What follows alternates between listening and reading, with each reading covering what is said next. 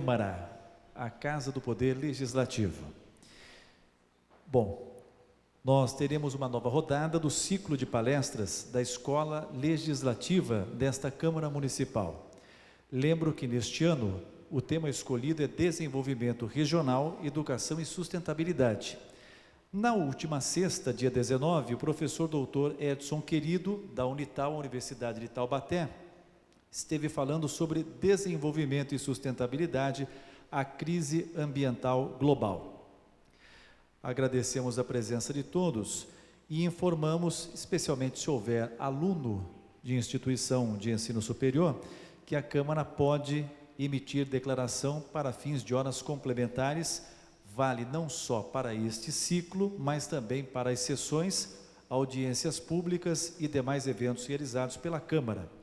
Basta preencher a lista de presença. Como nós temos a transmissão também ao vivo pelo nosso site desta palestra, as pessoas que estão assistindo ficam também informadas das próximas atividades que há a entrega de declaração de horas complementares. Bom, antes de iniciarmos a palestra de hoje, gostaríamos, em nome do presidente da Câmara, Dr. Edson Bento Leite, e do vereador Jair Bonilha, que se faz presente também, de convidar a todos vocês para os eventos de março. Aliás, março está recheado aqui na Câmara, não é? Na quinta, dia 3, concessão de título de cidadão ao senhor Wilson de Medeiros, ex-combatente da FEB, 19 horas. Dia 9, homenagem às mulheres, também às 7 da noite. Dia 11, ação solidária com uma manhã destinada à coleta de sangue nesta Câmara, parceria com o Hemocentro da Unicamp. Dia 17, concessão de título de cidadão ao jornalista Edgar de Oliveira Barros. E as sessões ordinárias, aquelas que são realizadas normalmente, acontecem às segundas, 5 da tarde, neste plenário. As informações todas estão em nossos canais de comunicação. Eu gostaria de convidar o presidente da Câmara, Dr. Edson Bento Leite, para uma rápida saudação a todos vocês que estão presentes aqui e também assistindo pela nossa TV Câmara, registrando mais uma vez a presença do vereador Jair Bonilha. Boa noite a todos. Serei muito breve, só dando ênfase a uma das funções mais prementes desse salão, desse local. Também é um local de cultura, de informação. A gente quer propiciar, trazer a população para dentro do ambiente da Câmara, para que as pessoas se apoderem desse local, entendam como que funciona uma Câmara dos Vereadores, que pouquíssimas pessoas sabem como funciona. A gente gostaria de ter esse ambiente como se fosse um ambiente de visita e de vida das pessoas, onde as pessoas viessem sempre, estivessem presentes nesse local. Essa palestra vem a engrandecer, muito grato pela sua disponibilidade de atender ao nosso chamamento. A FAAT sempre foi uma parceira da gente, a gente tem muita admiração por ser uma instituição de nome nacional hoje, né? De renome, onde todo mundo reconhece a qualidade dos serviços prestados no setor de ensino e a responsabilidade com que os senhores tratam os seus alunos. Parabenizo, agradeço imensamente em nome da Câmara dos Vereadores, em nome da presidência, em nome do vereador Jair, que também está com a gente aqui hoje, em nome de todo o cerimonial. Por favor, muito obrigado. A gente agradece de coração a presença de todos os senhores, em especial a sua. Muito agradecido. E boa palestra. Obrigado ao presidente. Agradeço também a presença do nosso colega blogueiro Sérgio Mendes. Obrigado, Sérgio, pela presença sempre nas atividades da Câmara Municipal. Bom, vamos à palestra de hoje. Tema: os cursos de ensino superior e a formação de profissionais para atendimento das necessidades do mercado de trabalho, experiências e perspectivas. O palestrante é o professor Saulo Vernalha, que é diretor administrativo da FAAT. Está aqui a equipe do Dr. Júlio César Ribeiro, que teve um contratempo de saúde, não pôde estar presente, não vai faltar uma nova oportunidade. Agradeço o professor Saulo, o microfone é seu, fique à vontade com o nosso público que acompanha aqui também pela nossa TV.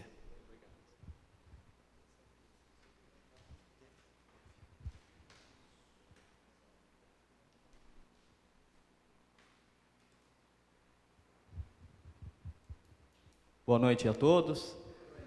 Quero agradecer imensamente em nome da FAAT, Faculdades, a oportunidade que nos é dada hoje de tratarmos um pouquinho sobre a educação superior no Brasil.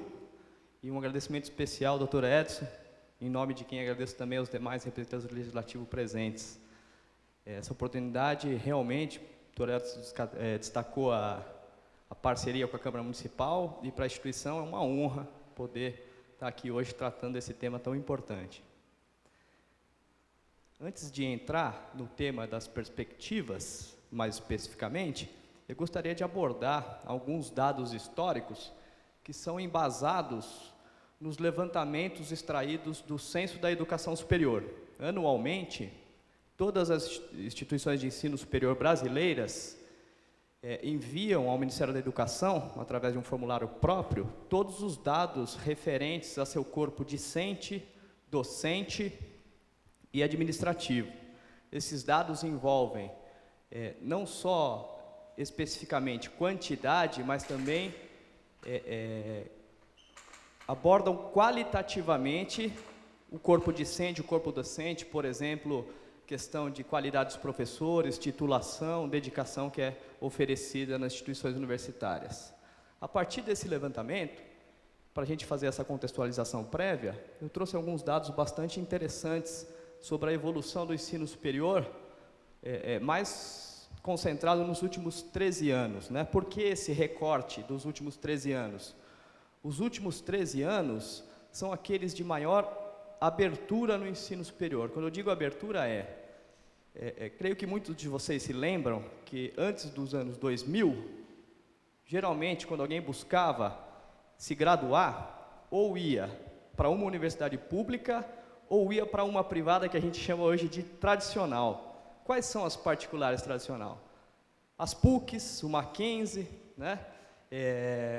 A Faculdade Getúlio Vargas, essas são as tradicionais. Antes não havia outras opções, né? A graduação era feita ou numa universidade pública ou numa instituição de ensino superior privada, que hoje a gente chama as tradicionais. E nesse período de 13 anos, que é o recorte que eu trouxe aqui, foi quando começou e se desenvolveu toda essa expansão do ensino superior. Aqui alguns dados interessantes. De 2000 a 2013, o número de instituições de ensino superior aumentou em 102,6%. Tá? Nesse aumento, o aumento especificamente das privadas, das instituições de ensino superior privadas, foi de 108,2%. Nas públicas, o aumento foi de 71%. Isso é número de instituições de ensino superior. Tá? No último ano dos dados que a gente tem apurados, né, que o Ministério da Educação divulgou, houve uma ligeira retração. E a tendência é que essa retração, os dados de 2014 já foram coletados, não foram divulgados ainda, né, e os de 2015 estão sendo coletados agora, a tendência é que essa retração se mantenha. Tá? A gente vai entender os motivos mais adiante. Outro dado importante de ser abordado.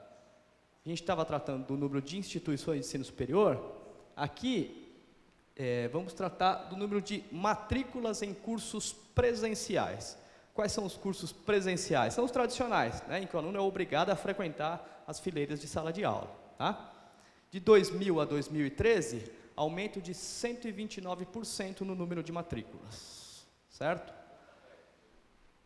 Como são distribuídas, né, no último dado levantado, de 2013, essas matrículas no ensino superior? 71,2% do número de matrículas é localizado em instituições de ensino superior particulares. 28,8% dessas matrículas está nas instituições públicas, as universidades federais e as estaduais, USP, Unicamp, Unesp, por exemplo. Tá? De 2012 a 2013, né, para fazer um recorte de evolução dos últimos 2 anos com dados disponíveis, houve um aumento de 3,78% no número de matrículas. Esse é um aumento, né, é positivo, mas é um aumento muito menor do que vinha acontecendo nos anos anteriores, de um ano para o outro. Tá? Então há uma tendência dessa curva se estabilizar também, talvez até cair no próximo levantamento. Aqui eu trouxe para vocês o ranking dos cursos superiores mais procurados no Brasil. Em primeiro lugar, acho que todo mundo já imaginava, né? Curso de Direito. Tá? Segundo, Administração. Terceiro, Pedagogia. Quarto, engenharia civil. Aqui eu quero fazer uma parte, né? Engenharia civil está nessa posição hoje porque houve um forte estímulo do Ministério de Educação à abertura de cursos e matrículas na área de engenharia. Porque, como vocês sabem, né, desde 2010, 2011, a gente vivia, pode-se dizer assim, um apagão de engenheiros, tá? Então, houve um forte estímulo para a formação de engenheiros. Em quinto lugar, ciências contábeis. Em sexto, enfermagem. Sétimo, psicologia. Oitavo, engenharia de produção, também estimulada, né, pelo Ministério da Educação. Nono, gestão de recursos humanos. Décimo, arquitetura e urbanismo. Ressaltar um detalhe: nessa lista, das 10 primeiras posições, todos os cursos, com exceção de gestão de recursos humanos, ou são bacharelados ou são licenciaturas, né? Os bacharelados são aqueles cursos mais longos, com mais profundidade, mais longos e com mais profundidade, né? Em que o aluno vai ter uma visão geral de toda a área que ele está estudando, tá? As licenciaturas são os cursos de formação de professor para o ensino básico. Vejam, então, só um curso Gestão de Recursos Humanos não é bacharelado ou licenciatura. É um curso superior tecnológico, que é a modalidade que o Ministério da Educação criou em 2006, que consiste em pegar uma área de um bacharelado e se aprofundar só naquela área. No caso de Gestão de Recursos Humanos, por exemplo, corresponde a uma área da administração, né? Quem cursa, aqui deve ter algum bacharel em administração, né? Quem cursa o bacharelado em administração vai estudar recursos humanos, marketing, logística, né? Aqui ele vai só estudar um pouco de noção geral das teorias básicas da administração e se aprofundar só na área de recursos humanos, né? Que é a função do superior tecnológico. Esses cursos superiores tecnológicos, né? Esse é o levantamento de 2013, mas já tiveram melhor colocados nos anos anteriores. De 2, 3 anos para cá, o número de procura vem caindo, tá? Outro dado importante, matrículas. Eu estava tratando dos cursos presenciais, em que o aluno precisa frequentar a aula, né, todos os dias. Aqui são as matrículas em cursos de ensino à distância, né? Modalidade que ficou bastante difundida a partir de 2006 também, e vem se expandindo. Também a curva de expansão vem caindo, como a gente vai observar. De 2009 a 2013, aumento de 37,5% no número de matrículas. A distribuição, 86,5% em privadas e 13,5% em instituições públicas. Percebam aqui que, em relação aos cursos presenciais, né, as matrículas dos cursos à distância são mais localizadas nos cursos particulares, tá? Qual é a celeuma nessa questão? Por que o ensino público não teve a iniciativa de partir com força para o ensino à distância? Vocês já devem ter escutado muito da discussão sobre a qualidade do ensino à distância, né? Um ensino presencial, para citar um específico que eu abordei com mais detalhamento, engenharia civil, por exemplo, né? Além das salas de aula em si, dos professores ministrando aula, são necessários obrigatoriamente em torno de 7 laboratórios específicos. Nesses laboratórios, né, equipamentos caros, né, que demandam um alto investimento. Além disso, também são demandados softwares específicos, né? Quem é da área de engenharia, que, por exemplo, o mais famoso, eu não sou, eu estou me arriscando já falando disso, né? Mas, por exemplo, o AutoCAD, né? Um software super famoso na área de engenharia, que não é barato também. Então, para manter-se um curso presencial, demanda um investimento. Para fazer um curso de ensino à distância, a lógica que vem eu não preciso investir tanto, né? Porque meu aluno não vai frequentar presencialmente. Não é bem assim. Pelas regras do Ministério da Educação, o ensino à distância tem que ser centralizado numa instituição de ensino que pede autorização para abrir um polo de ensino à distância em outras cidades, né? Em outros lugares. Em tese, esse polo de ensino à distância, por mais que você mantenha a sua central pedagógica, né, na matriz, ou seja, os conteúdos curriculares, os professores ministram aula online lá na matriz, você não precisa ter o professor presencial, basta um tutor naquele polo. Em tese, esse polo de ensino à distância deveria ser estruturado para permitir a formação desse profissional como se ele estivesse frequentando o ensino presencial. Há sentido, por ser um curso de ensino à distância, eu não oferecer para ele laboratório específico do curso, software de informática específico e livros na biblioteca, por exemplo? Se ele vai ter exatamente a mesma formação, alguém que conclui um curso de ensino à distância tem exatamente a mesma titulação que alguém que conclui um curso presencial. Tem sentido eu não oferecer a infraestrutura para ele? Nenhum, né?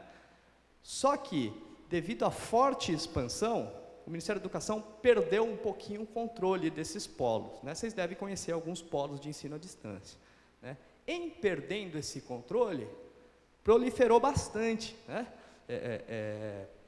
O número de cursos de ensino à distância, com polos não adequadamente. Há várias histórias, se vocês puxarem na internet, relatos oficiais de avaliadores do Ministério da Educação, que chegam, por exemplo, para avaliar um polo, e é uma salinha que funciona em cima de uma padaria.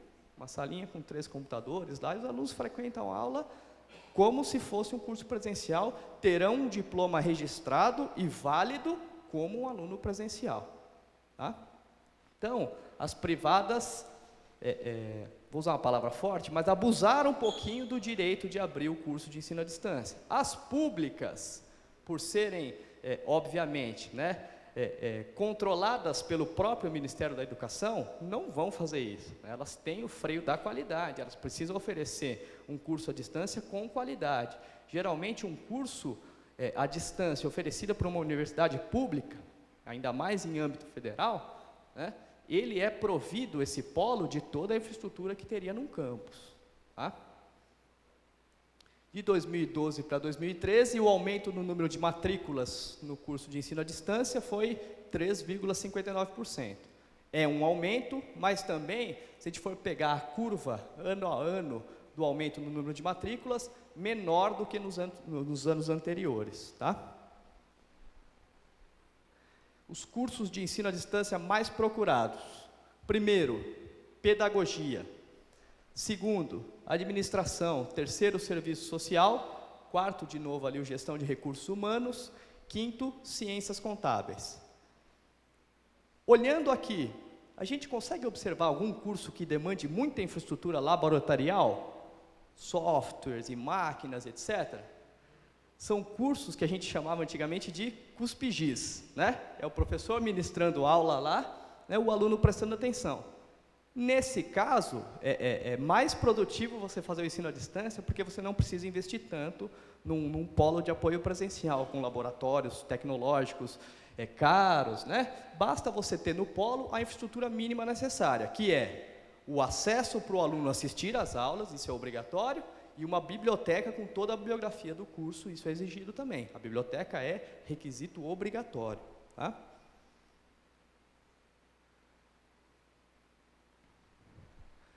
Com relação ao número de matriculados no ensino superior, tá? Aqui eu não tinha o recorte desde 2000, porque a fonte é outra, mas tenho a partir de 2001. Em 2001, 16,5% das pessoas entre 18 e 24 anos estavam matriculadas no ensino superior. Veja, não estou falando que se formaram no ensino superior, que obtiveram a graduação, mas sim que estavam matriculados, tá? Então são alunos matriculados no ensino superior. Em 2013, 32,3% das pessoas estavam matriculadas, das pessoas entre 18 e 24 anos, estavam matriculadas no ensino superior. Tá? Isso representa um aumento, uma evolução de 95,7% no número de matrículas. Perceba uma forte expansão desse número de matrículas. Tá? Aqui eu estou considerando, em conjunto, tanto o ensino à distância como o presencial. Tudo bem? A gente vai analisar um pouquinho as causas dessa evolução, né? Mas também está atrelada ao Plano Nacional de Educação.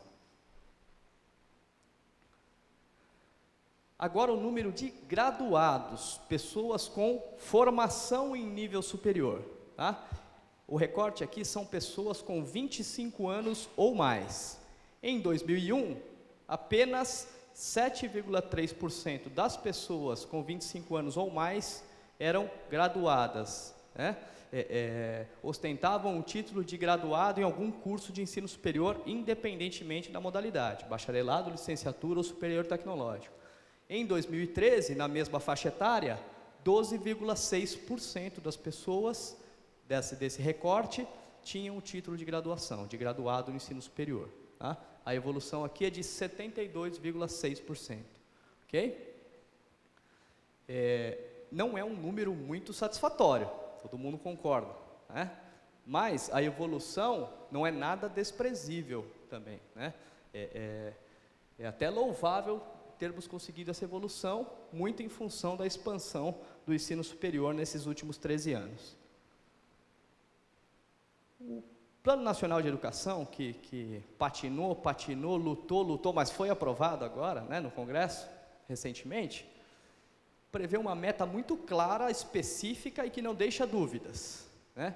A meta do Plano Nacional de Educação é que, até 2020, 50% de alunos, de pessoas, né, tá, alunos ali, mas são pessoas, entre 18 e 24 anos, que não tenham se formado, né, estejam na idade para fazer graduação, deveriam estar matriculadas no ensino superior, tá? Então, nesse recorte de 18 a 24 anos, 50% das pessoas que poderiam estar no ensino superior deverão estar de acordo com a meta do Plano Nacional de Educação.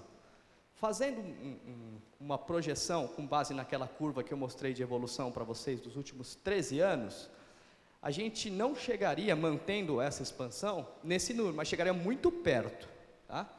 Mas agora, infelizmente, eu vou mostrar para vocês o porquê eu acho que a gente não vai conseguir nem chegar perto, tá? A gente vai começar a tratar dos problemas. Quais são os motivos, né, o embasamento dessa expansão violenta que a gente observou no ensino superior nesses últimos 13 anos? Primeiro, ligado às instituições públicas de ensino superior, o REUNE, tá? Que é a reestruturação e expansão das universidades federais. Então, um programa destinado à retomada do crescimento do ensino superior público, criando condições para que as universidades federais promovessem a expansão física, acadêmica e pedagógica da rede federal pública.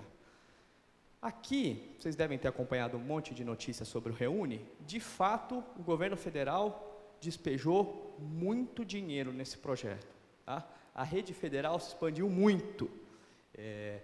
Eu acho que eu não tenho essa informação aqui, mas só de universidades federais foi aumentado o número em 40%, o número de universidades federais disponíveis. Universidades. Nesse governo também foram criados os institutos federais. A gente tem um na região, aqui em Bragança, tem um Instituto Federal de Ensino Superior, né? E também foram criados campos avançados, 30% a mais de campos avançados das universidades federais existentes, né? Então, tradicionalmente, antigamente, a gente já conhecia, toda a unidade da federação tinha pelo menos uma universidade federal, né? Em Minas, Universidade Federal de Minas Gerais, a UFMG, em São Paulo, Universidade Federal de São Paulo, UFSP, no Maranhão, por exemplo, Universidade Federal do Maranhão, em alguns estados mais de uma. Em Minas, por exemplo, a famosa Universidade Federal de Ouro Preto, a UFOP, já existia também. Com a expansão da rede federal, foram criados campos avançados e novas instituições, como, por exemplo, as universidades rurais. Temos a Universidade Rural do Rio de Janeiro, né? Temos a Universidade Federal do Recôncavo Baiano, todas criadas dentro do REUNE, tá? Aí a gente pensa, a expansão é só para criar mesmo, né? As antigas ficaram como estavam. Não ficaram. Foi investido muito dinheiro nas universidades federais tradicionais que já existiam, muito dinheiro mesmo, para se reestruturarem, tá? Outro fundamento dessa expansão foi a criação do ProUni em 2004. Tá? O ProUni, Programa Universidade para Todos, é voltado para atendimento do aluno de baixa renda em instituições de ensino superior privadas, tá? Particulares. Como que funciona brevemente o ProUni?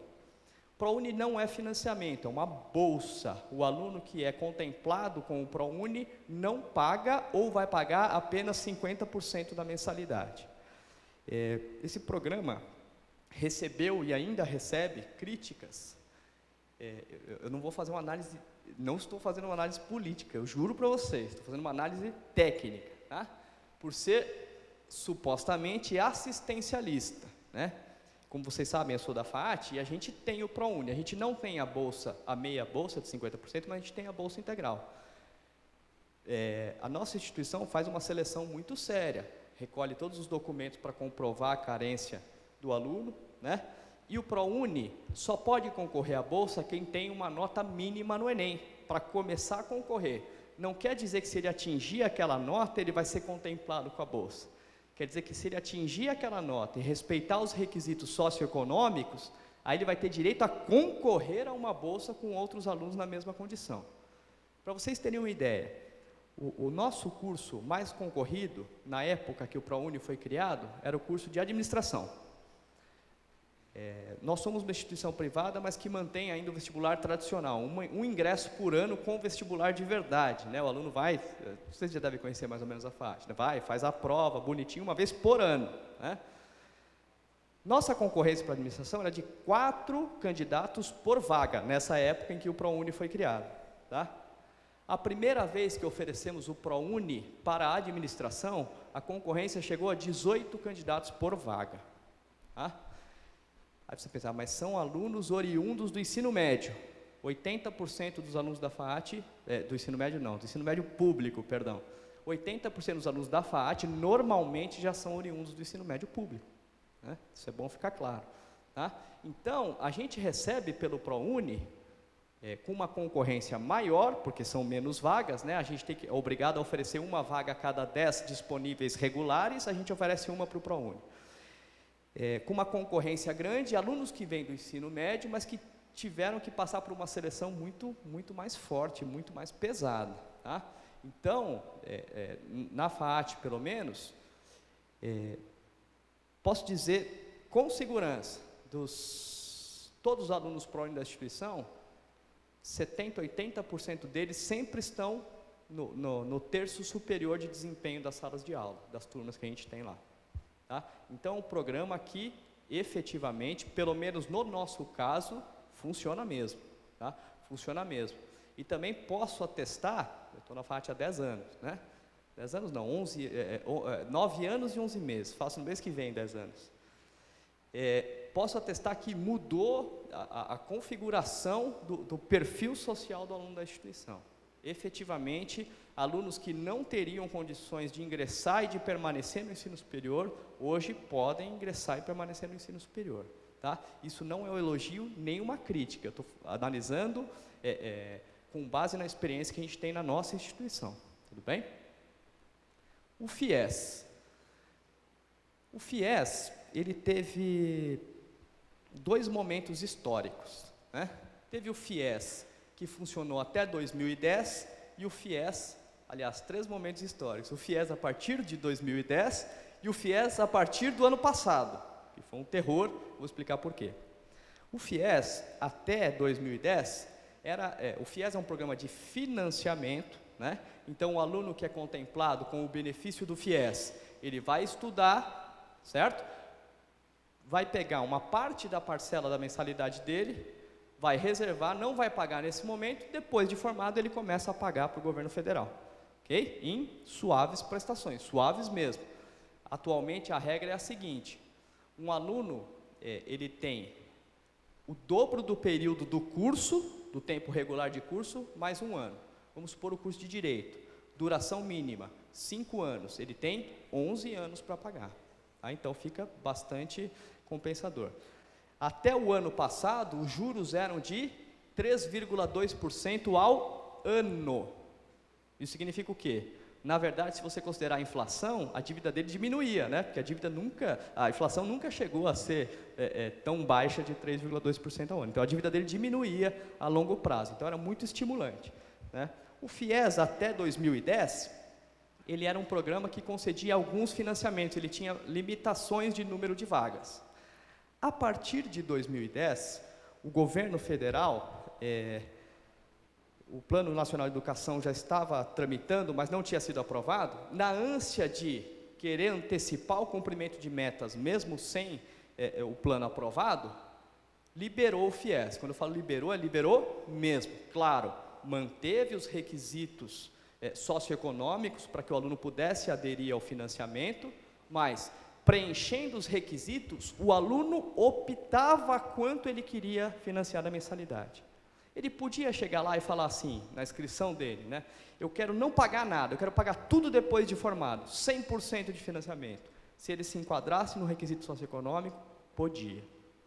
Tá? Então, o FIES virou uma febre, né? Grande parte das instituições, principalmente os grandes players, né, viram aí uma oportunidade única. Por quê? Ele teria um aluno matriculado com pagamento garantido, sem inadimplência, porque quem repassa essa verba? O governo federal.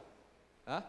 E muitos, para não dizer a maioria, foram de cabeça para o FIES, mergulharam mesmo, né, e passaram a praticamente ter 70%, 80%, 90% do corpo discente financiado pelo FIES. Tá? Vou chegar depois no momento trágico, não é agora que eu vou falar disso. Então, o FIES favoreceu demais essa expansão do número de alunos de ensino superior.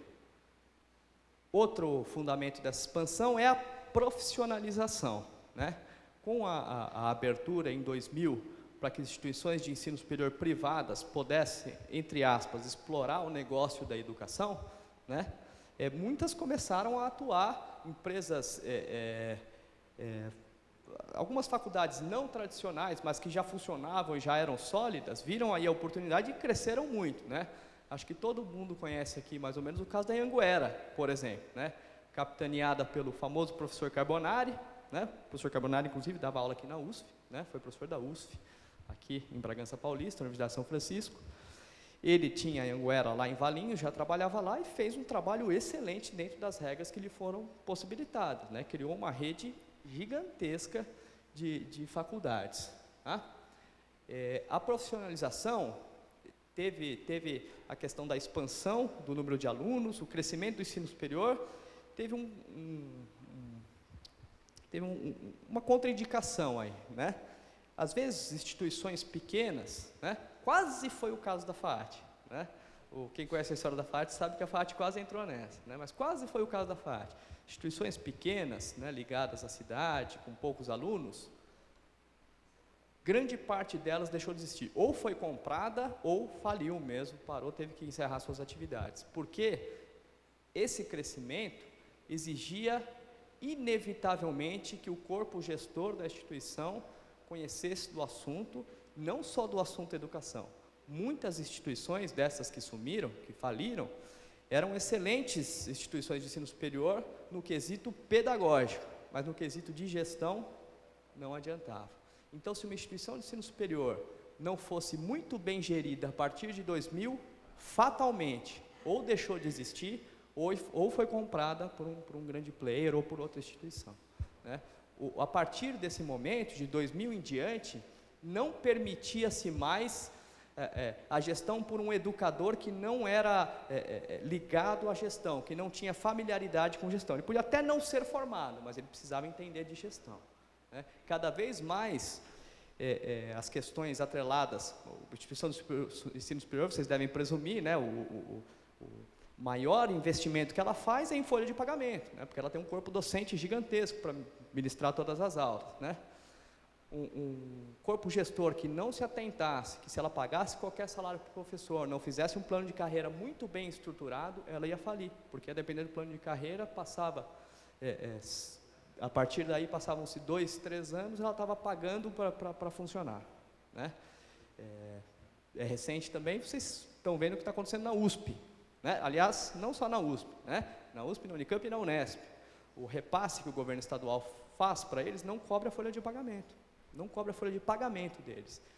Folha de pagamento. Só que a USP, a Unesp e a Unicamp, elas têm responsabilidade não só com o pagamento de professor. Elas são instituições que são referência de pesquisa. Se ela não consegue pagar o professor que ministra a aula lá, o que dirá investir em pesquisa lá dentro, né? Tá? Por fim, o outro motivo que permitiu uma grande expansão do ensino superior é o ensino à distância mesmo, né? Como eu já tinha antecipado para vocês, as instituições viram aí uma oportunidade de crescer sem ter que investir tanto em infraestrutura, em biblioteca, em laboratórios específicos e mergulharam no ensino à distância e cresceram demais, demais mesmo, tá? Então, eu passei um panorama geral do cenário e da evolução do ensino superior nesses últimos 13 anos, e agora vou passar os desafios que a gente está enxergando a partir de agora, né, nesse cenário que nos apresenta daqui em diante. Primeiro, com relação ao REUNE, né, que está ligado às instituições públicas federais. O programa que foi instituído tinha prazo para terminar formalmente em 2012, tá? De fato, ele terminou em 2011. A partir de 2011 não foram feitos mais grandes investimentos nas universidades federais. Não há a previsão de um novo REUNE por enquanto, né? Nem da renovação dos investimentos feitos no âmbito do programa antigo. Algumas unidades criadas ou que receberam investimento não cumprem alguns compromissos. Quais são esses compromissos? Muitas universidades federais receberam fortes investimentos com o compromisso de ampliar seu número de vagas a qualquer custo, era para ampliar mesmo, e por isso era, eventualmente, estava reservado a mesma quantidade de verba para uma e para outra, se a outra assumisse determinado compromisso, ela recebia mais. Um dos compromissos mais importantes que as federais assumiram é um que as privadas enfrentam desde que existem, que é ter aluno noturno, né? As instituições privadas, por exemplo, a FAAT, né? Falei que 80% vem do ensino médio público e 80% trabalha para pagar sua mensalidade. Então, nossos cursos são quase todos noturnos, né? A gente tem 2 cursos que funcionam no turno matutino, só que é administração e direito. Os outros todos só no turno noturno. As federais, para receber mais verba, firmaram o compromisso de também abrir vaga no turno noturno. Em 2014, a FAAT recebeu uma visita de avaliação do MEC, as instituições privadas são reguladas, né, e recebem constantemente renovação do seu ato autorizativo para funcionar. E a gente recebeu a visita de renovação de reconhecimento do curso de Direito. Tá? Nessa visita, eu criei afinidade com um dos avaliadores. Todos os avaliadores do MEC são professores de instituições, públicas ou privadas, a maioria de públicas, de federais, né? E quando eles fazem avaliação, eles não podem avaliar uma instituição do mesmo estado deles. Esse avaliador era da Universidade Federal de Santa Maria, né, no Rio Grande do Sul. A Universidade Federal de Santa Maria é uma das melhores do Brasil, disparado. A estrutura deles é absurdamente boa. Assim. Não sei se alguém já teve a oportunidade de conhecer a instituição lá. Teve o desastre lá, né, os alunos que estavam lá eram da Federal de Santa Maria, em sua grande parte. É uma instituição extremamente estruturada, muito forte, projeto pedagógico absurdamente bom. Eu, trocando uma ideia com ele, aí como eu tinha criado uma afinidade, ele falou assim para mim: Saulo, a Universidade Federal de Santa Maria, com o REUNE agora, ela tem o orçamento 3 vezes maior que a cidade de Santa Maria. A Universidade Federal de Santa Maria tem um orçamento 3 vezes maior que a cidade de Santa Maria. E Santa Maria não é pequena.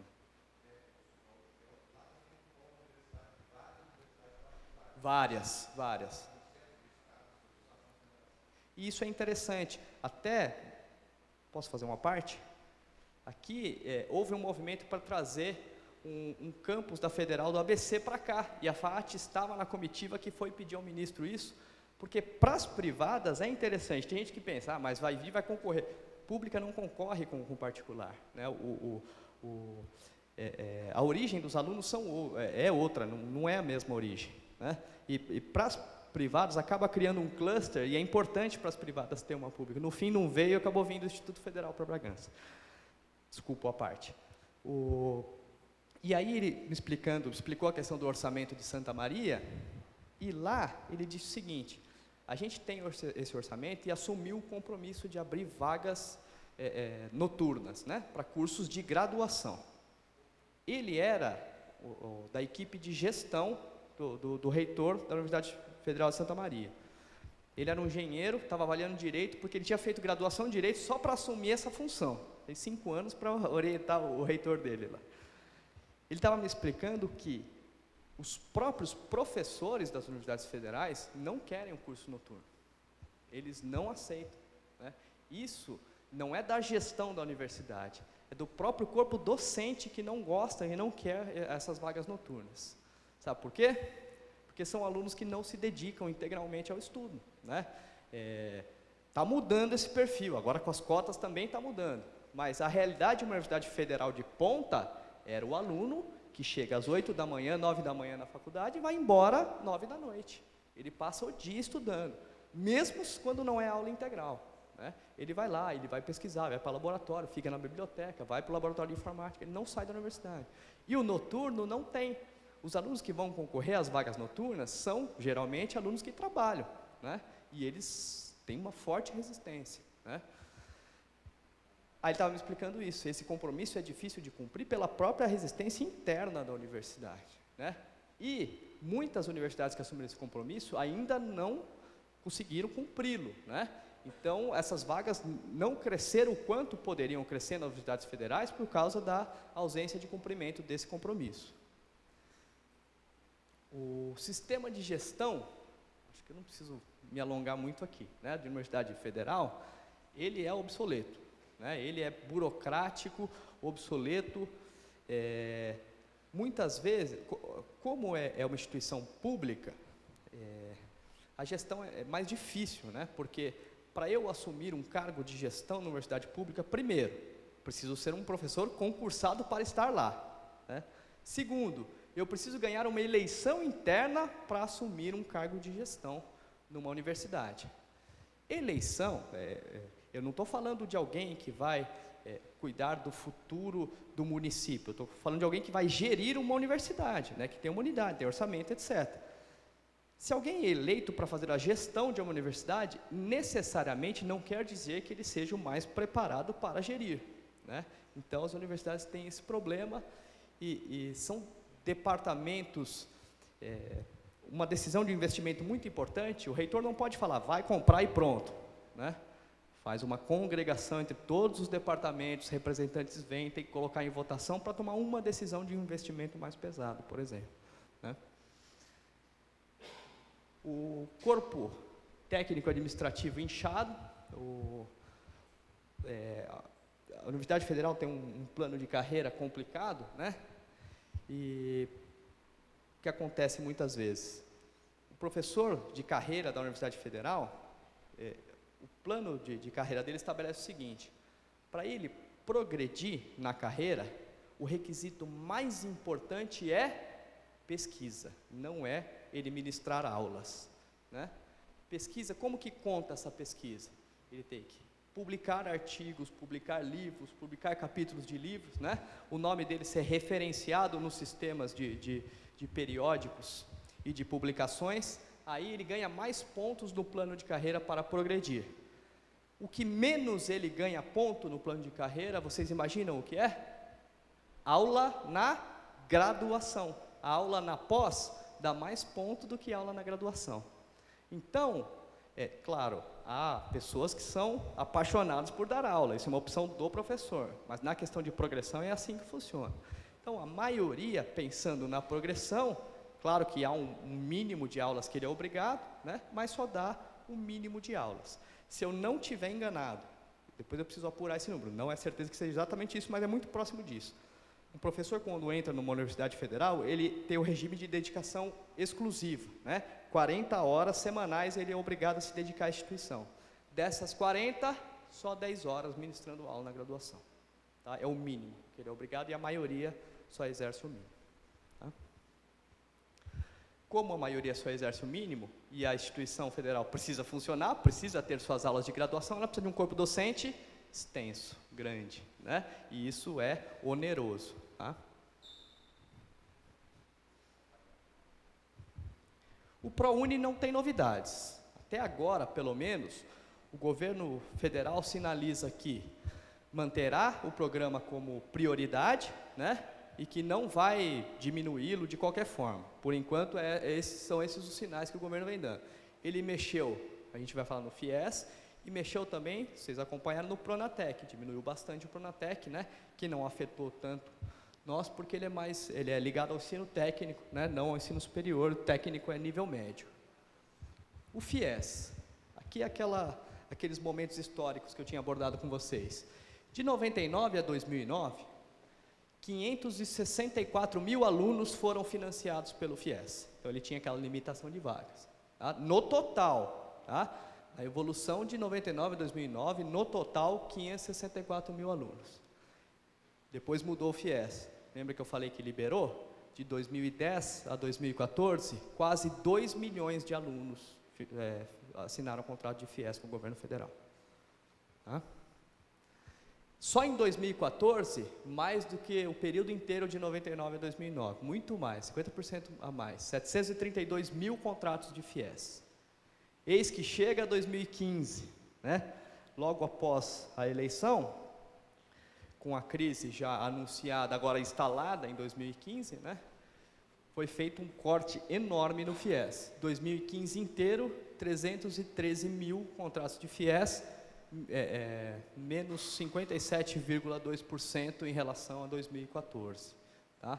Então, eles fizeram um corte, eu vou especificar exatamente onde foi feito esse corte. Uma parte, lembra que eu falei que há instituições que foram de cabeça para o FIES, 70%, 80%, 90% dos alunos financiados, aí chegamos nesse ponto aqui.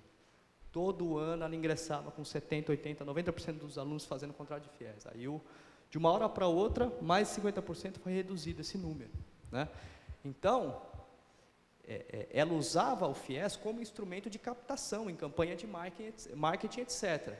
Só que esse corte foi feito numa portaria editada no final de 2014. O marketing de processo seletivo já tinha todo sido feito. Aí o aluno foi contratar e travaram o FIES, ele não conseguiram. Imagina que situação. Né?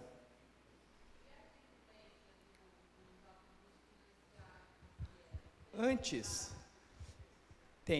a inadimplência é alta, mais de 30%. Eles estão reduzindo isso agora, eu vou explicar como que eles fizeram para reduzir. Tá? Como você acha que o governo federal fez para reduzir?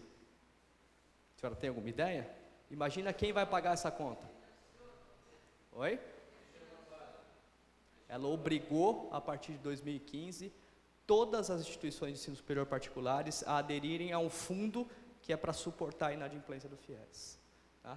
Então, exatamente, de uma instituição privada que tem FIES, ela é obrigada a destinar 5% do repasse dela de FIES para esse fundo só para suportar a inadimplência de todos os contratos de FIES. Vai para um fundo brasileiro, né, que suporta isso. Mesmo o FIES sendo obrigado a ter um fiador para fazer o contrato. Tá?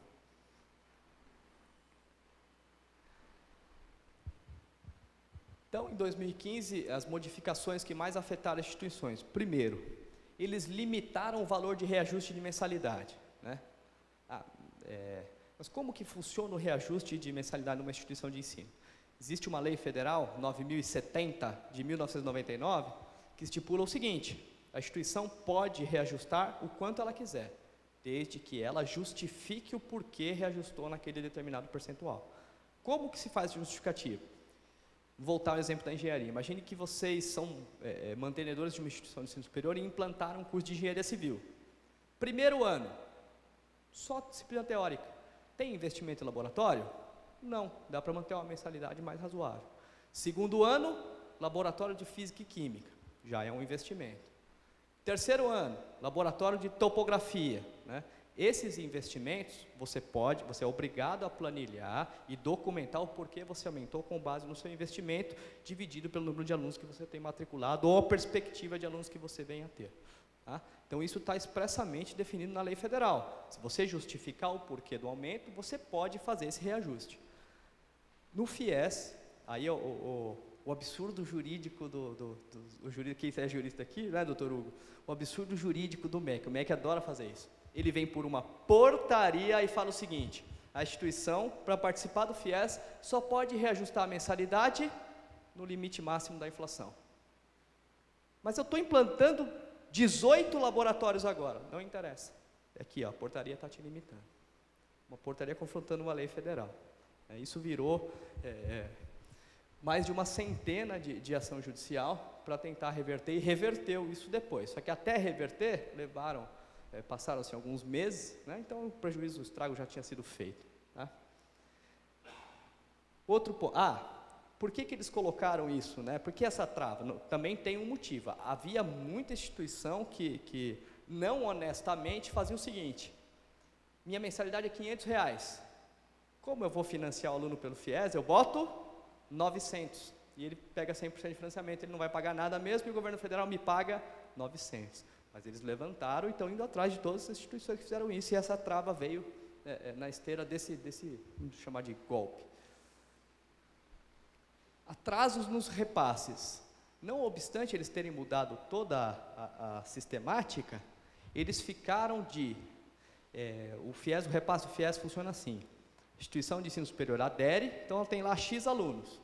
Esses X alunos equivalem a um montante tal, né, que tem que ser repassado para a instituição. Como que esse montante é repassado?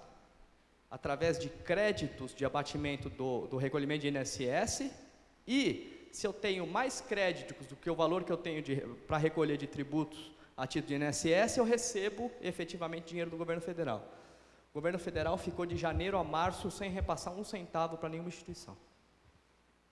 Lembrem-se, havia instituições com 70%, 80%, 90% de alunos no FIES. Tá? E a regra, essa foi a que fez aquela redução drástica no número de contratos novos de FIES, limitação do número de alunos financiados. Né? Eles limitaram como? Primeiro, esse é um requisito que eu sou totalmente a favor: qualidade do curso. Não importa se o curso tinha tirado 1, 2, 3, 4, 5 no ENAD, era FIES para todo mundo. Né? Esse requisito é extremamente importante. Então, só instituições que têm um mínimo de qualidade, que eles estipulam como a nota 3, a escala é sempre de 1 a 5, né, podem aderir ao FIES. E instituições que têm nota 4 têm mais vagas de FIES do que instituições que têm nota 3. Instituições que têm nota 5 têm mais vagas ainda do que a instituição que tem nota 4. Tá? Isso, acho que todo mundo concorda. Né? Aí o tipo e região de oferta do curso também não é um critério absurdo. Vamos supor que eu tenho 4 cursos de medicina na cidade. Né? Acabei de abrir uma instituição de superior. Medicina foi um mau exemplo, porque agora a medicina está regulada pelo MEC, está difícil de abrir. Tenho 6 cursos de administração numa cidade. Eu vou abrir uma faculdade com o 7º curso de administração. Ele vai fazer uma conta. Quantos cursos de administração você tem nessa região aí, nessa cidade, na sua região de influência? Né? Quantos alunos financiados pelo FIES, somando todos esses cursos de administração, vocês já têm aí na região? Vocês têm tantos, então eu vou te dar só tantas vagas. Tá? E por fim, o FIES tinha como requisito, única e exclusivamente, além do requisito socioeconômico, que era até bem abrangente, bem flexível, que o aluno tivesse prestado o Enem. Prestado se inscreveu e fez a prova, independentemente da nota. Né? O MEC também voltou atrás nessa regra e limitou uma nota mínima que é igual à do ProUni, 450 pontos, e não pode zerar na redação. Esse é o requisito mínimo, não quer dizer que o aluno vai conseguir FIES, é para ele poder concorrer ao FIES, né, e ser beneficiado. Tá? Aí também já é um cenário complicado para a expansão e para atingir aquela meta prevista no Plano Nacional de Educação. Né? Não estou nem me posicionando nem a favor nem contra, estou falando que objetivamente é um fator que vai complicar para a expansão do número de matrículas até chegar naquela meta. Tá? Profissionalização, né? A gente tinha abordado a profissionalização como um dos aspectos que favoreceu a expansão do ensino superior nesses últimos 13 anos. Tá? Atualmente, o mercado encontra-se em fase de consolidação. Né? Todas aquelas aquisições e fusões e etc. que foram acontecendo ao longo desses 13 anos, agora deram uma arrefecida. Tá? As instituições que não viraram grandes players, não foram compradas por grandes players, no caso da FAAT, por exemplo, que tem DNA próprio, tiveram que se profissionalizar, como eu expliquei. Né? Se não se profissionalizasse, não não se mantinha, né? Eu falei brevemente do caso da FAAT. Em 99, a FAAT foi assumida por professores da instituição, né? Vocês aqui conhecem, acho que, a história da instituição, né? Mas aquele momento era ou isso ou fechava a instituição, não tinha alternativa. Tanto que eles assumiram a instituição na época com 200 alunos e só pela dívida da instituição, não foi pago um centavo, né? Porque a instituição estava definhando mesmo. Também na questão da profissionalização, um outro aspecto importante é: instituições de ensino superior precisam ter um forte aparato jurídico na questão da regulação. O MEC tem ele é ávido por legislar todo dia, assim, todo dia tem uma portaria nova, sai uma resolução do Conselho Nacional de Educação, e todos eles inventam atos normativos que não existem. É impressionante. Sai instrução normativa, portaria, resolução. O último que eles inventaram foi comunicado normativo, que é um ato normativo que não existe, né? E tudo isso tem força de regulamentação, né? Eles lançam um instrumento de avaliação, que é o avaliador do MEC, vem lá renovar o ato da instituição, não tem ato normativo. Eles falam: você vai ter que cumprir isso. De um dia para o outro eles mudam a regra. É uma aventura trabalhar com normas numa instituição de ensino superior. Todo dia tem coisa nova. Verdadeiramente falando, todo dia tem coisa nova, tá? Então, uma instituição sem um forte aparato profissional de gestores e juristas, né, ou pelo menos um pessoal que esteja acostumado a lidar com legislação educacional, sofre nesse âmbito. Assim, justamente por causa disso, as instituições que são organizadas, que trabalham certinho, não tem problema regulatório, têm cada vez evoluído mais, né? E o último aspecto aqui, com relação às perspectivas, vocês acompanharam o que vem acontecendo com os grandes players, né? A Kroton, a Estácio, a Ser Educacional, essas todas tiveram um baque muito forte, bastante atrelado a essa reformulação do FIES, né? Bastante que eu digo, assim, quase totalmente atrelado a isso, tá? Trouxe aqui para vocês a evolução das ações, por exemplo, da Kroton no último ano, tá? O período de últimos 12 meses. Tem bastante oscilação, mas com uma tendência de queda, né? Eu trouxe a Kroton e a Estácio, que são as duas maiores. E aqui o da Estácio, é o valor da ação da Estácio, tá? A Kroton, ela é tão grande, por exemplo, que hoje ela é a Kroton, a Anhanguera, né? Que fundiu-se com a Kroton. Ela também é o Pitágoras, né? O Pitágoras é da Kroton também, ela é gigantesca. O EAD, as matrículas não estão caindo, está caindo a curva de crescimento das matrículas do EAD, tá? Esse é um desafio também na questão de expandir o número de vagas do ensino superior, né? Da gente ter cada vez mais pessoas matriculadas.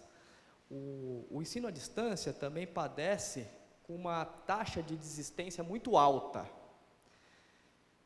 Imaginem a seguinte situação: um aluno recém-formado no ensino médio, né? A qualidade do ensino médio hoje não é mais a que já foi um dia, né? Eu não estou nem conjecturando se melhorou, piorou, não é a mesma qualidade, é um ensino médio público diferente, né?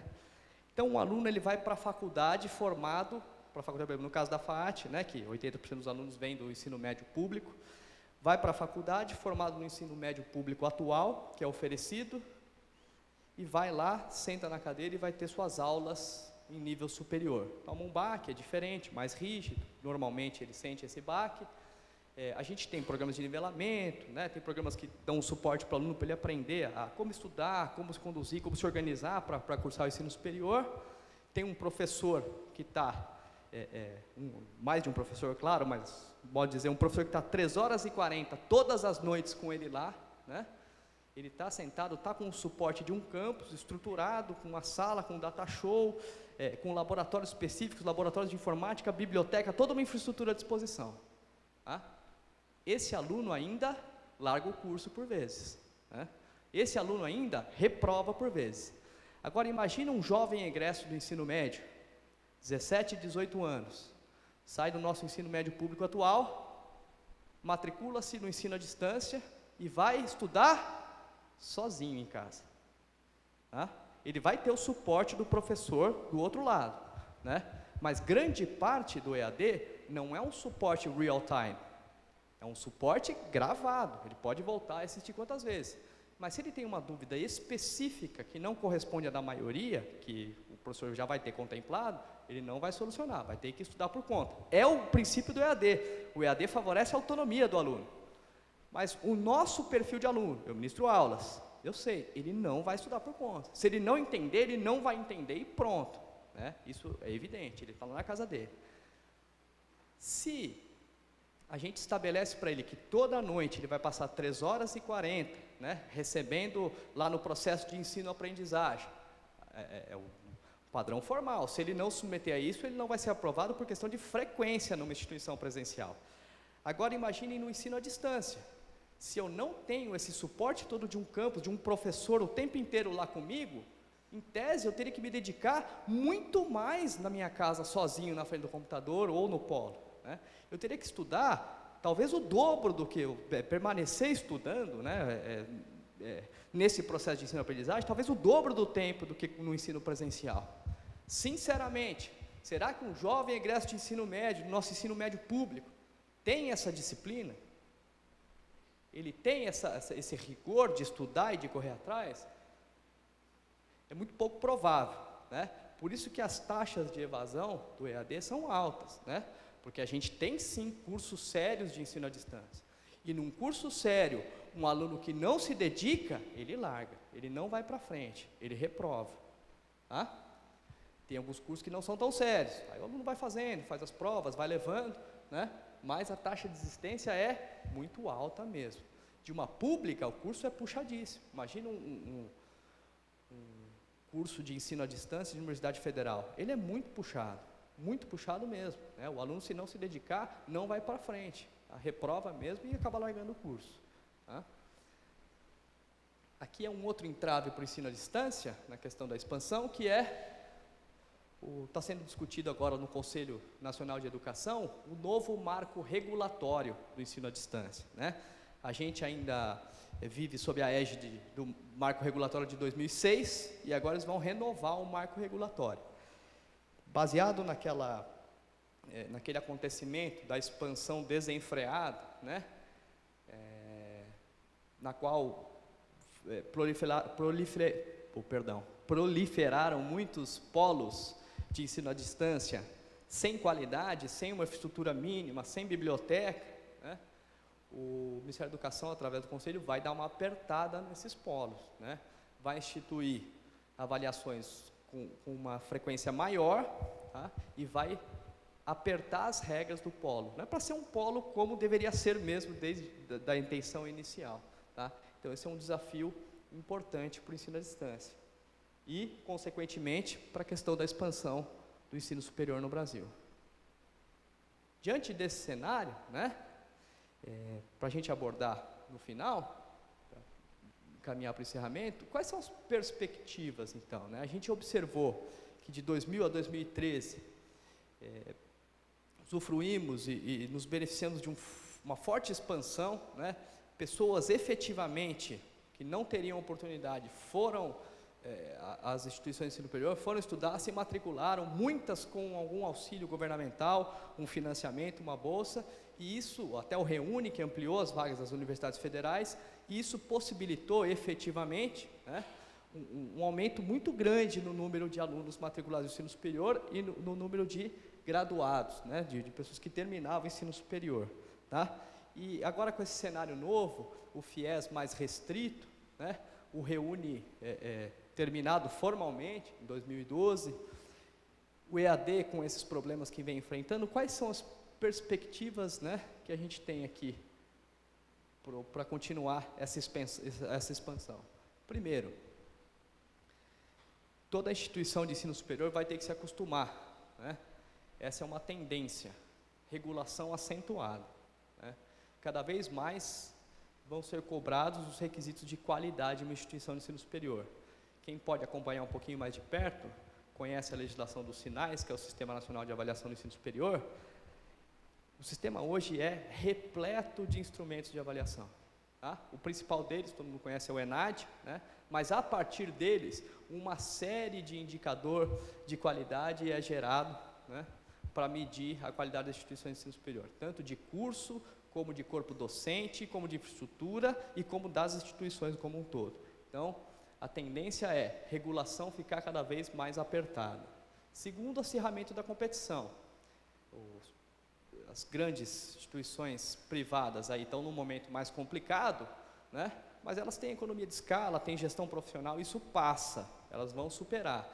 Existe também o forte movimento de capital de investimento externo começando a se direcionar, alguns já investem aqui, né? Mas alguns novos estão vindo para o Brasil para fazer aquisição de instituições de ensino superior privada aqui no Brasil, externos, né?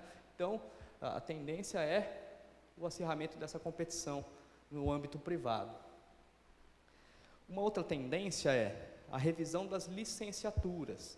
O atual modelo de formação de professor no Brasil, pelas diretrizes curriculares, ele é muito bonito, né? Mas hoje, quem dá aula no ensino básico é o professor formado na universidade particular, tá? E não é na PUC, tá? Quem dá aula no ensino básico é o professor formado na FAAT, na FESB, aqui quem conhece as universidades das regiões, na USP. Por quê?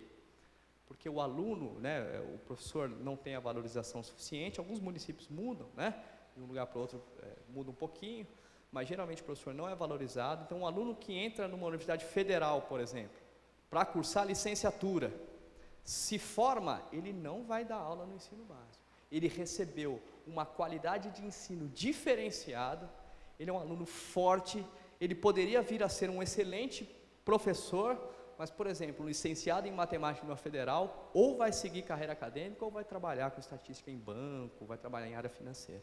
Ele não vai dar aula. Essa é a realidade brasileira hoje. Então, invariavelmente, terá que existir uma revisão nas licenciaturas brasileiras, tá? No modelo de licenciatura. Estuda-se um suporte, né? Já foi um avanço o piso salarial dos professores, nacional, né? Mas a revisão das licenciaturas é irremediável, vai passar por aí, né? Eu citei o caso da matemática, porque acho que é o problema pior que a gente tem na questão do ensino básico hoje. Mudanças no EAD, eu antecipei aqui o novo marco regulatório do ensino à distância, né? Então ele vai dar uma freada nesses polos que não têm qualidade. Então a tendência é que as instituições tenham que se precaver e se estruturar novamente para poder oferecer um ensino à distância com mais qualidade, tá?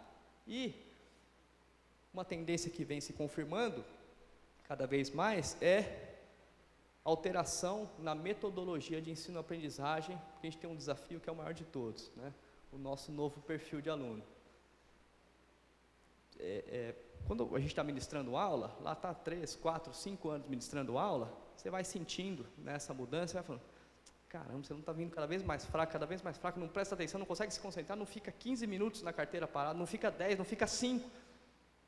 O problema, né, às vezes, não é o aluno. Muitas vezes a gente tem a tendência de manter o nosso modelo, o nosso método de ensino-aprendizagem para um aluno que não é mais o mesmo. Não vai funcionar. Não vai funcionar, né? Vocês conhecem, tem filhos, tem irmãos mais novos, né? Esse pessoal, eles não conseguem se concentrar numa atividade mais de 30 minutos, 40 minutos, no máximo 50 minutos. Não adianta. Essa é uma tendência do aluno hoje em dia, é uma geração diferente. Não adianta bater no martelo e eu pensar assim, nossa, mas eu comecei a dar aula lá, no meu caso, em 2007. Em 2007 eu conseguia, por que eu não consigo mais? Não consegue porque o aluno mudou. E se a gente não se adapta a esse aluno, né, a gente só vai ter prejuízo. A gente não vai acompanhar, precisa acompanhar. Nessa esteira de alteração do perfil do aluno, vem se confirmando cada vez mais como um método interessantíssimo de trabalhar, que é o modelo híbrido. Não sei se alguém já tomou contato aqui, que é muito interessante. O modelo híbrido alterna momentos de EAD com momentos presenciais. Mas não é o EAD, o aluno lá na casa dele. É o EAD, o aluno com a autonomia que ele precisa ter para correr atrás das coisas e aprender sozinho, mas com o suporte do campus. É como se fosse um EAD presencial. Em alguns momentos ele vai estar sem o professor apoiando, ele tendo que buscar o conhecimento por ele próprio, mas com toda a infraestrutura de um campus, com o laboratório de informática, com a biblioteca, para ele buscar esse conhecimento, né? E o professor vai entrar para auxiliá-lo nessa questão da autonomia para ele buscar esse conhecimento, né? O modelo principal que é utilizado, cada vez mais, é a competência que mais se espera no profissional hoje, é inverter a forma de trabalhar com o aluno. Ao invés de eu passar os conceitos expositivos para ele, né, e ele ficar só lá prestando atenção, você vai passar um desafio para ele, né? Você vai ter que resolver esse problema, certo? E o aluno vai correr atrás. Para correr atrás da solução de determinado problema, ele vai ter que estudar os conceitos, as teorias, vai pedir ajuda para o professor e o professor vai encaminhá-lo nessa busca do conhecimento, né? E para buscar esse conhecimento, usar todas as ferramentas possíveis, né? Computador, celular, internet, né? Porque é isso que o nosso perfil novo de aluno exige da instituição de ensino superior, que o entenda, né? E que a gente consiga adequar o método de ensino e aprendizagem para que esse aluno continue buscando um ensino de qualidade e consiga ser um profissional bem formado, um graduado bem formado. Bom, pessoal, muito obrigado pela atenção. Então agora eu abro ao questionamento de vocês, tá?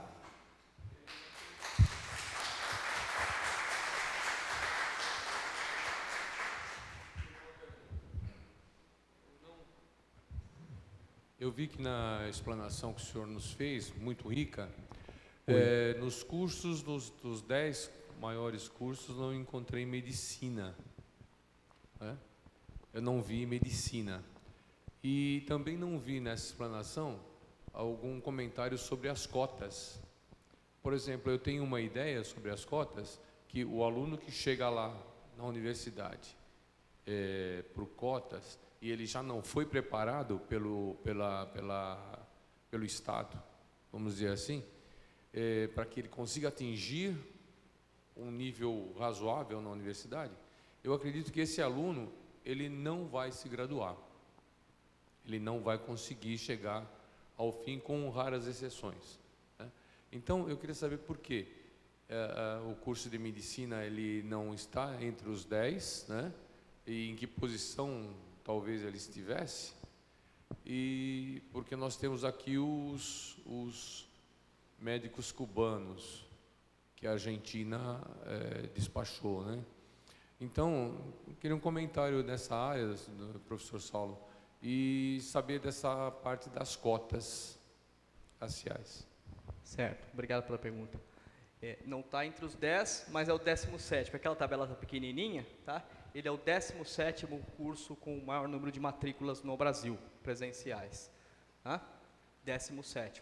Ele é um curso com bastante matrículas. Se a gente for pegar a proporção de cursos oferecidos, medicina tem muito menos, né? Medicina tem um aspecto interessante. É o curso com a menor taxa de desistência dentre todos os cursos existentes no Brasil, tá? Então é muito difícil alguém que começa a medicina largar o curso. Acho que alguém que vai fazer medicina tem a aptidão para aquilo. Ninguém que não consegue olhar sangue vai acabar fazendo medicina. Então ele já tem um desejo forte, ele não está testando, ver se ele vai gostar de medicina, né? Então a taxa de desistência é muito baixa, mas é o 17º curso com o maior número de matrículas. Sobre as cotas, de fato, se você alça ao banco discente de uma instituição um aluno que não está suficientemente preparado, como um outro aluno não cotista, ele vai ter dificuldade, pode até ser que não acompanhe o curso e não vai ter uma formação adequada para ele, né? Eu estou fugindo um pouquinho agora da objetividade, partindo um pouquinho para a subjetividade. O problema é o seguinte, que eu coloco como problema, não é nem uma sugestão, né? Eu enxergo assim, de fato, o trabalho correto seria a gente solidifica o ensino básico, né, cria um currículo sólido, dá um mínimo de condição para que um aluno que curse a educação básica pública tenha condição de concorrer com condições minimamente parecidas com o aluno que vem numa escola particular, né, concordo plenamente. O problema é que isso não vai ser feito de dia para a noite. Isso é uma transformação de uma geração, pelo menos, né? Não é em 10 anos que se faz isso. Pode melhorar em 10 anos, mas não transforma em 10 anos, né? O meu receio é, para esperar todo esse tempo, né, trabalhando pela mudança, mas esperar todo esse tempo, essa pessoa nunca vai ter a oportunidade, né, a chance de pelo menos tentar uma carreira profissional mais bem sucedida numa instituição de qualidade, né? Essa é a minha opinião, com relação às cotas, né? Lembrando que cota, eu não abordei a cota aqui propositalmente, cota não é expansão do número de vagas, cota na verdade é reserva do número de vagas que já existe, né? Como eu estava tratando aqui da questão da expansão do ensino superior, por isso que eu não trouxe a questão das cotas, né? Porque na verdade eu não estou expandindo, eu estou pegando o número de vagas que já existe e falando, dessas vagas, X% eu destino para esse público. Por isso que eu não abordei aqui. A terceira pergunta? Tranquilo? Obrigado. Boa noite, professor Saulo. Prazer, Clóvis Freitas. Professor, sendo acadêmico, a sua formação, por favor? Eu sou bacharel em Direito. Em Direito, tá. É professor há aproximadamente 10 anos. Desde 2007, isso. Com certeza exerce também atividade privada fora da acadêmica. Eu sou dedicação integral na FAAT também, eu sou gestor da instituição. Por que vou fazer uma pergunta bem objetiva, por que há uma dificuldade do ensino superior brasileiro em interagir com o meio empresarial? Se vê que as grandes corporações, as grandes universidades do mundo todo, os países desenvolvidos, há uma interação muito grande entre as universidades, tanto no campo da pesquisa quanto no campo do ensino-aprendizagem, né? Há uma interação e há uma troca de informações entre o meio acadêmico e o meio empresarial. Aqui no Brasil não se tem notícia, lastimavelmente, USP, a Universidade do Rio de Janeiro, me parece que havia uma incipiência na Universidade do Rio de Janeiro. A URGS no Rio Grande do Sul e outras grandes universidades de Minas Gerais, outras, tem essa dificuldade de interagir com a sociedade privada, o ensino público, tanto das universidades federais quanto das universidades privadas. Há um seccionamento entre a atividade mercantil e a atividade acadêmica. Gostaria que o professor Saulo... Porque eu acho que esse era o objetivo, diz respeito ao mercado de trabalho, né? Porque a pessoa sai daqui com conhecimento, chega no mercado de trabalho, se exige dele outro tipo de conhecimento que não aquele auferido no curso específico. Na minha forma de enxergar, é responsabilidade de ambos, do setor empresarial e do setor educacional também, né? Por que essa responsabilidade? O setor empresarial, ele prioriza o investimento numa tecnologia já pronta, minha modo de enxergar, né, do que eu desenvolver e pesquisar uma tecnologia, por exemplo, numa instituição de ensino superior brasileira. Não estou generalizando. Por exemplo, a Unicamp tem algumas empresas que financiam pesquisas lá e desenvolvem produtos interessantes, né? A FAAT tem um instituto que a gente está tentando fazer isso agora, mas é incipiente ainda, está começando, faz 3 meses que a gente assinou um convênio com o instituto, né? Da universidade em si, eu acho que esse relacionamento é favorecido mais com as públicas, com as privadas, por elas terem essa característica de também serem empresas e concorrerem umas com as outras, elas se voltam muito para o mercado e pouco para a questão de desenvolvimento de pesquisa e de relacionamento com outros setores, né? Você percebe algumas iniciativas, como o senhor mesmo abordou, incipientes, mas não é nada muito sólido, assim. Eu consigo enxergar algumas oportunidades muito interessantes do tipo, porque uma empresa não vai na instituição de ensino superior, pode ser a FAAT, mesmo e fala o seguinte: eu tenho uma deficiência muito grave nesse tipo de profissional, porque ele não sabe isso, né? Se isso for feito também em parceria com várias empresas e elas identificam essa deficiência em comum, né, nesse determinado profissional, vale a pena para a instituição revisar o currículo dela e eventualmente suprir isso na grade dela para fornecer uma excelente oportunidade de parceria. Mas a instituição de ensino também não procura, não vai atrás. Nós, por exemplo, já fizemos isso no passado, a gente chamava de painel de peritos. A gente chamava os empresários para olharem a matriz curricular, avaliarem, né, ver se está mais ou menos de acordo com o que eles necessitam, mas a gente deixou um pouquinho de lado também. Estou falando no caso da FAAT, acho que as instituições, de um modo geral, preocupam-se muito em sobreviver, em primeiro lugar, né? E também em atender os requisitos do Ministério da Educação. A regulação é rígida também, não é tão flexível a esse ponto, mas acho que é um pouquinho de culpa das duas partes, tanto da instituição como do empresariado também.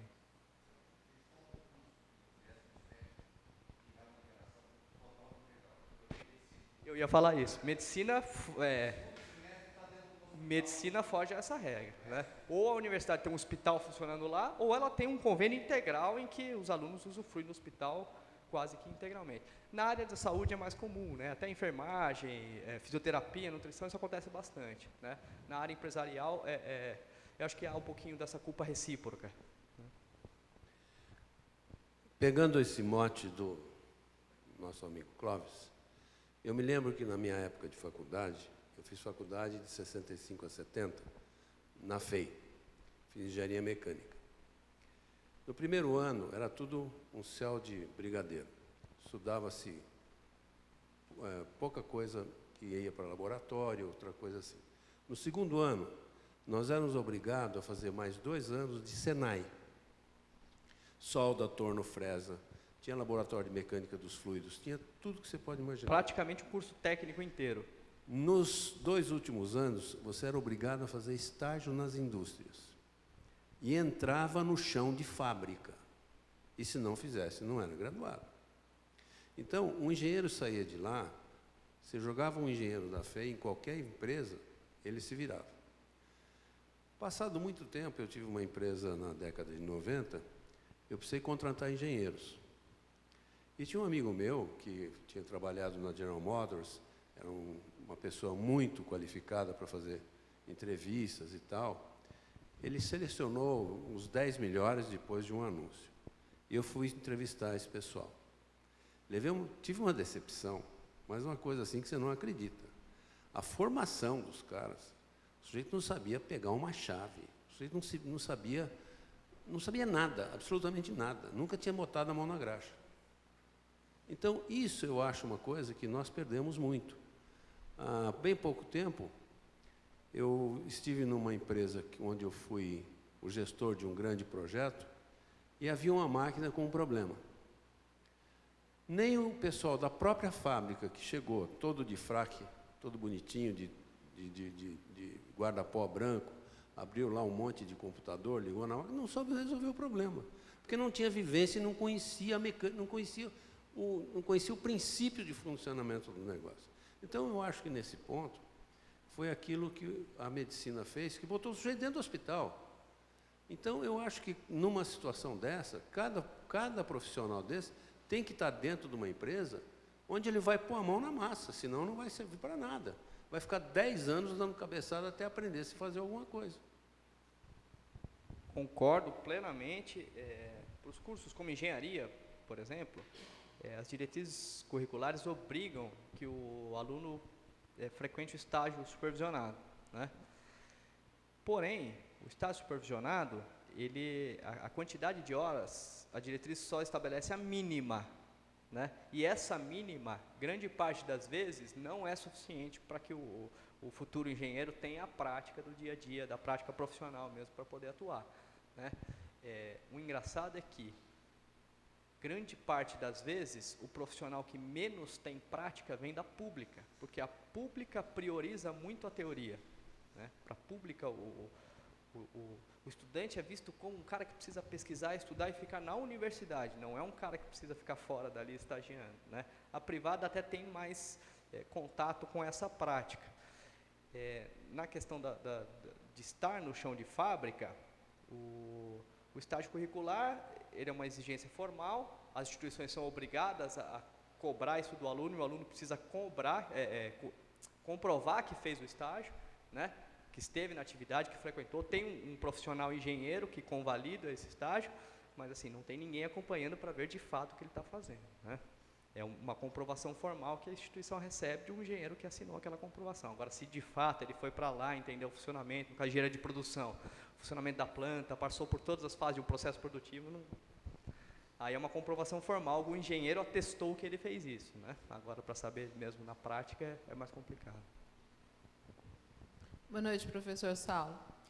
Veja só, há algum tempo atrás eu li um comentário, enfim, eu vi uma notícia, que existem determinadas áreas profissionais que está tendo uma carência.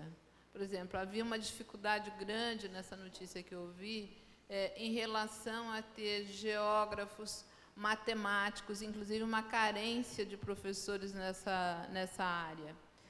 Então, a gente percebe, vendo essa listagem de cursos, que existem determinados cursos que parece que saíram fora dessa grade, deixaram de existir. Existe algum dado específico quanto a esses cursos?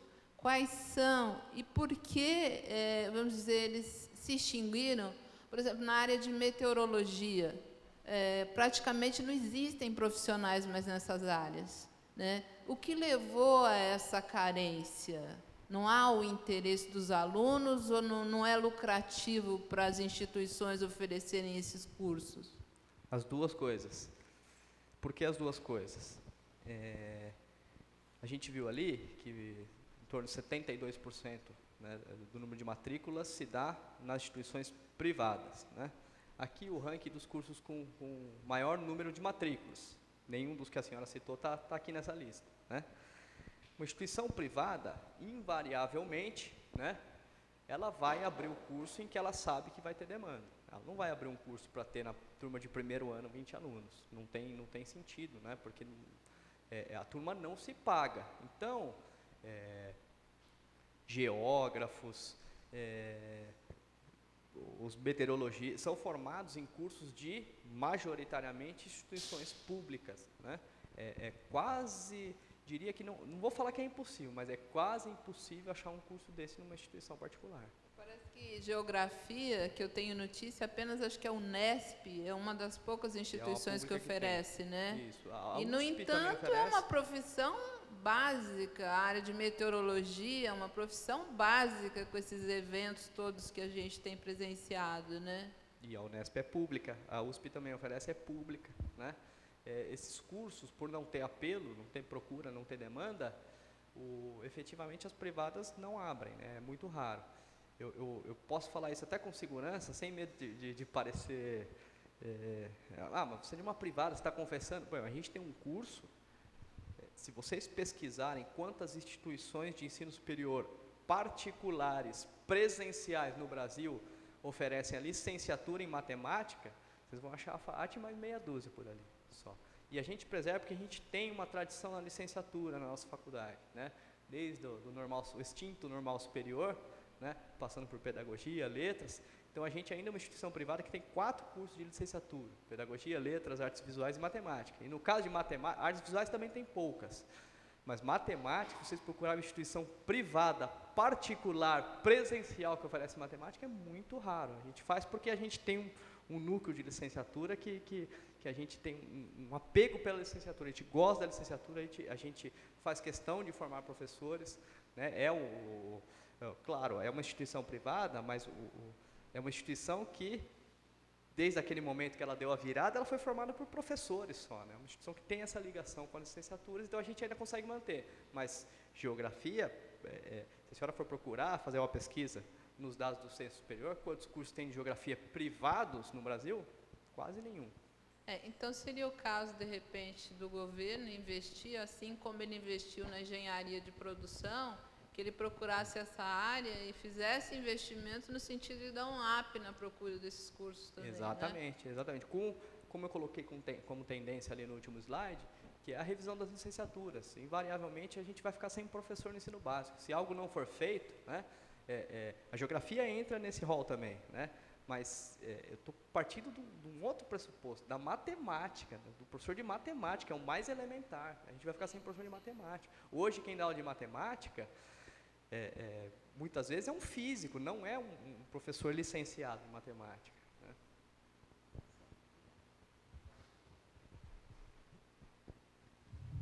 Tem uma coisa que eu acho que é injusto também, né? Talvez isso está faltando para os professores. A questão do Estado investir tanto dinheiro no sujeito, que tem uma faculdade de 5, 7 anos, e depois ele não trabalha na rede pública. ele quer ir para o exterior como engenheiros, a maioria vão para lá, médicos não querem trabalhar no interior, querem trabalhar só no próximo do centro, ou principalmente em hospitais e clínicas particulares, em geral é isso que acontece. Então, eu acho injusto o governo investir tanto nessa gente, eles não pagam nada, a faculdade inteirinha, tem tudo custeado pelo governo, e depois não faz nenhum tipo de pedágio, por exemplo, ministrando aulas durante uns 2, 3 anos. Eu acho que seria um caminho aí, né? É uma iniciativa, estou falando pessoalmente, que eu concordo plenamente, né? A pessoa usufruiu do serviço público de qualidade, né? Deveria reverter, sei lá, talvez trabalhar 1 ano, 2 anos depois de formado, né? Nem que não seja período integral, ela trabalhe, mas reverta algumas horas pelo menos para devolver o investimento que foi feito nela. Eu concordo. O FIES tem um mecanismo interessante. A pessoa que estuda com o FIES, na licenciatura, se ela ministrar aula no ensino básico público, seja ele municipal, estadual ou federal, ela ministrando aula no ensino básico público, a cada 1 ano de aula é perdoado 1 ano do financiamento dela. Aula no ensino básico público, é um mecanismo interessante. Só que é na privada, né, quem faz com o FIES. Mas concordo plenamente. Bom, colegas, professor Saulo, muito obrigado pela exposição, né, pelo adiantado da hora. Nós vamos ter que estar encerrando, mas eu gostaria de trazer, enquanto órgão público, representante do órgão público, um dado muito interessante, né, e isso que nos motivou a estar pensando na estruturação de como nós íamos fazer as palestras, né. Nós conversamos muito com empresários, né, da região, em especial o Centro Empresarial aqui de Atibaia, e nós tivemos um dado muito interessante, que eles têm, direta ou indiretamente, são responsáveis por 6.000 postos de trabalho no município.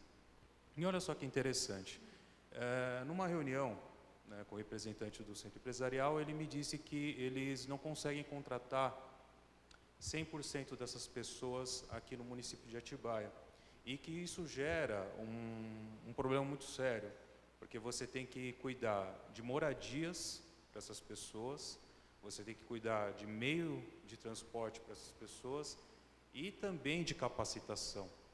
Então, veja, o sujeito ele vem de São Paulo, ele vai passar a semana aqui trabalhando, mas depois ele vai embora. Isso não é nem interessante para o próprio município, né? Acho que seria muito mais interessante que nós pudéssemos, que a nossa população pudesse estar capacitada para estar fornecendo essa mão de obra. É claro que nós sabemos que isso não é um problema simples de se equacionar, mas o que eu digo é o seguinte, a mão de obra que nós temos, né, é possível que há a possibilidade dela estar trabalhando, né, servindo as empresas locais. Nós temos que dialogar, nós temos que conversar, nós temos que pensar sobre como equacionar isso. A ideia do Dr. Clóvis é muito interessante, na verdade, da empresa participar da formação do profissional. Eu já vi isso acontecer, né? Às vezes um escritório de advocacia ou uma empresa especializada no determinado ramo da advocacia, ela vai lá e arca com parte dos custos de um salário de um professor ou parte das despesas da faculdade. Então, talvez esse seja um novo modelo para nós estarmos pensando, até porque até o Godoy colocou muito bem, o curso ele prepara você para o básico. Talvez assim você vai ter cursos muito bons, né, das universidades públicas. Eu, na qualidade de advogado, já tive muitos estagiários, tanto de universidades públicas como de universidades particulares. E eu pessoalmente acho que o melhor estagiário é aquele que atende à sua necessidade. Ou seja, a melhor coisa é você, empresa, formar o estudante da forma como você quer. É muito melhor, é muito mais eficiente, gera muito mais resultado, né? Então, acho que eu penso que nós podemos pensar, nós devemos pensar isso, né? Porque isso vai trazer aquilo que é o objetivo da nossa palestra, desenvolvimento regional, gerar empregos, né? E gerar também, atender o interesse das empresas de uma mão de obra capacitada. Gostaria de pedir uma salva de palmas para o nosso palestrante.